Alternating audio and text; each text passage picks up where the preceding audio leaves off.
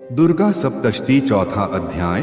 देवी का ध्यान। सिद्धि की इच्छा रखने वाले पुरुष जिनकी सेवा करते हैं तथा देवता जिन्हें सब ओर से घेरे रहते हैं, उन जया नाम वाली दुर्गा देवी का ध्यान करें। उनके श्रीअंगों की आभा काले मेघ के समान श्याम है।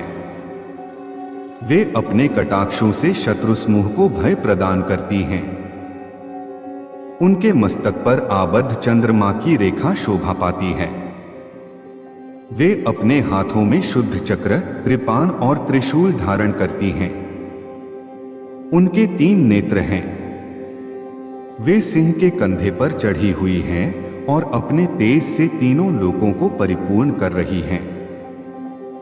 ओम चंडिकाय नमः। महिषासुर संहार के बाद इंद्रादि देवताओं द्वारा देवी की स्तुति। महर्षि मेघा बोले, देवी ने जब अत्यंत पराक्रमी दुरात्मा महिषासुर को मार गिराया और असुरों की सेना को मार दिया, तब इंद्रादि समस्त देवता अपने सिर तथा शरीर को झुकाकर भगवती की स्तुति करने लगे, जिस देवी ने अपनी शक्ति से यह जगत व्याप्त किया है और जो संपूर्ण देवताओं तथा महर्षियों की पूजनीय है। उस अंबिका को हम भक्तिपूर्वक नमस्कार करते हैं। वह हम सब का कल्याण करें।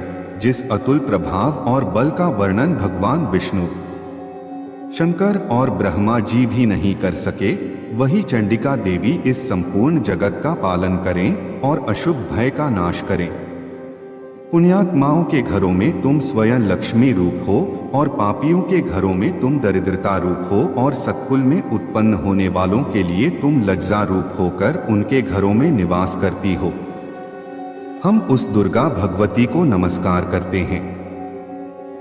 हे देवी, इस विश्व का पालन करो। हे देवी, हम तुम्हारे अचिंत्य रूप का किस प्रकार वर्णन करें। असुरों के नाश करने वाली भारी पराक्रम तथा समस्त देवताओं और दैत्यों के विषय में जो तुम्हारे पवित्र चरित्र है, उसका हम किस प्रकार वर्णन करें। हे देवी, त्रिगुणात्मिका होने पर भी तुम संपूर्ण जगत की उत्पत्ति का कारण हो। हे देवी, भगवान विष्णु, शंकर आदि किसी भी देवता ने तुम्हारा पार नहीं पाया। तुम सकीय आश्रय हो। यह संपूर्ण जगत तुम्हारा ही अंश रूप है, क्योंकि तुम सकीय आदिभूत प्रकृति हो। हे देवी, तुम्हारे जिस नाम के उच्चारण से संपूर्ण यज्ञों में सब देवता तृप्ति लाभ करते हैं, वह स्वाहा तुम ही हो। इसके अतिरिक्त तुम पितरों की तृप्ति का कारण हो, इसलिए सब आपको स्वधा कहते हैं। हे देवी, वह विद्या जो मोक्ष को प्रदान वाली हो, जो अचिंत्य महाज्ञान स्वरूपा है, तत्वों के सार को वश में करने वाले, संपूर्ण दोषों को दूर करने वाले, मोक्ष की इच्छा वाले मुनिजन जिसका अभ्यास करते हैं, वह तुम ही हो। तुम वाणी रूप हो और दोष रहित ऋग तथा यजुर्वेदों की एवं उद्गीत और सुंदर पदों के पथ वाले सामवेद की आश्रय रूप हो।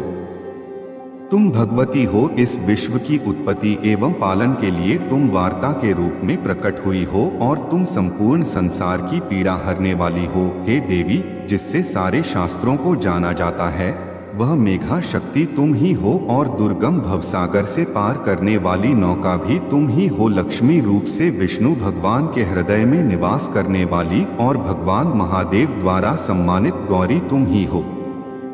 मंद मुस्कान वाले निर्मल पूर्ण चंद्र बिंब के समान और उत्तम सुवर्ण की मनोहर कांति से कमनीय तुम्हारे मुख को देखकर भी महिषासुर क्रोध में भर गया। यह बड़े आश्चर्य की बात है। और हे देवी, तुम्हारा यही मुख जब क्रोध से भर गया तो उदयकाल के चंद्रमा की भांति लाल हो गया और तनी हुई भौहों के कारण विकराल रूप हो गया। उसे देखकर भी महिषासुर के शीघ्र प्राण नहीं निकल गए। यह बड़े आश्चर्य की बात है।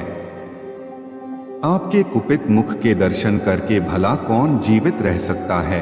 हे देवी, तुम हमारे कल्याण के लिए प्रसन्न हो। आपके प्रसन्न होने से इस जगत का अभ्युदय होता है और जब आप क्रोधित हो जाती हैं तो कितने ही कुलों का सर्वनाश हो जाता है।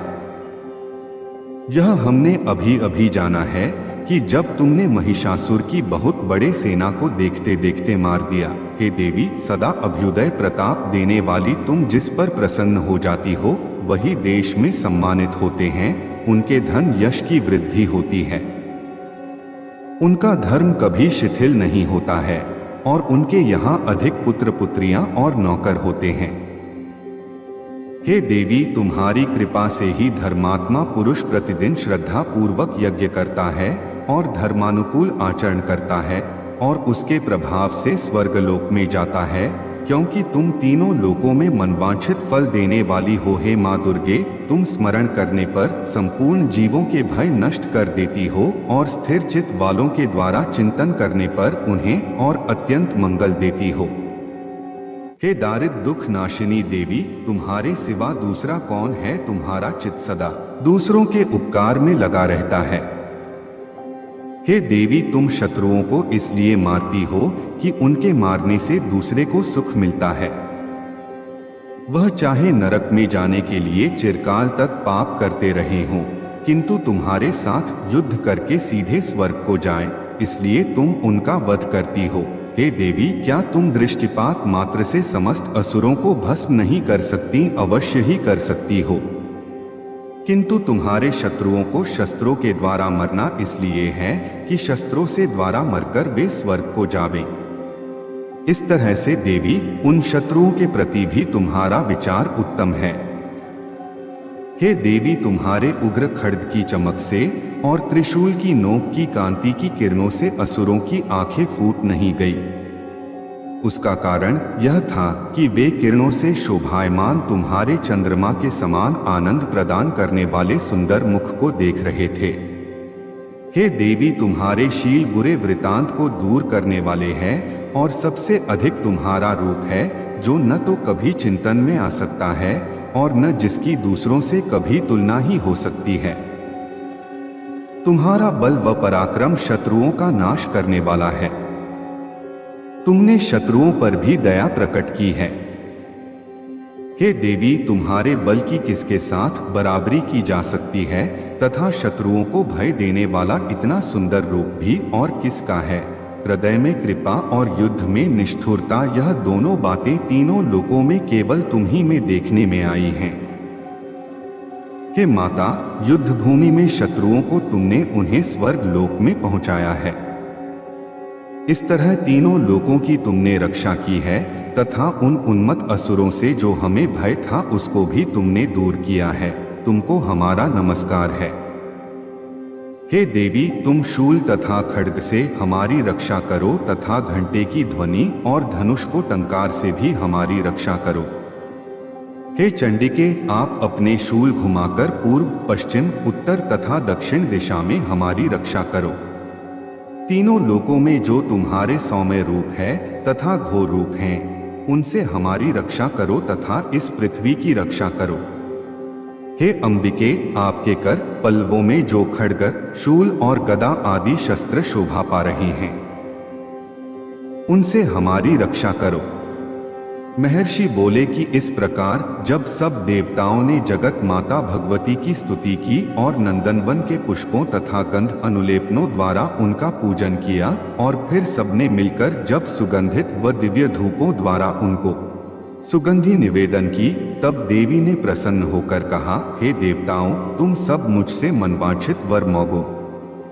देवता बोले, हे भगवती, तुमने हमारा सब कुछ कार्य कर दिया, अब हमारे लिए कुछ भी मांगना बाकी नहीं रहा, क्योंकि तुमने हमारे शत्रु महिषासुर को मार डाला है। हे महेश्वरी, तुम इस पर भी यदि हमें कोई वर देना चाहती हो तो बस इतना वर दो कि जब हम आपका स्मरण करें तब तब आप हमारी विपत्तियों को हरण करने के लिए हमें दर्शन दिया करो। हे अंबिके, जो कोई भी तुम्हारी स्तुति करें, तुम उनको वित्त, समृद्धि और वैभव देने के साथ ही उनके धन और स्त्री आदि संपत्ति बढ़ावे और सदा हम पर प्रसन्न रहें। महर्षि बोले, हे राजन, देवताओं ने जब जगत के लिए तथा अपने लिए इस प्रकार प्रश्न किया तो बस तथास्तु कहकर देवी अंतर्ध्यान हो गई।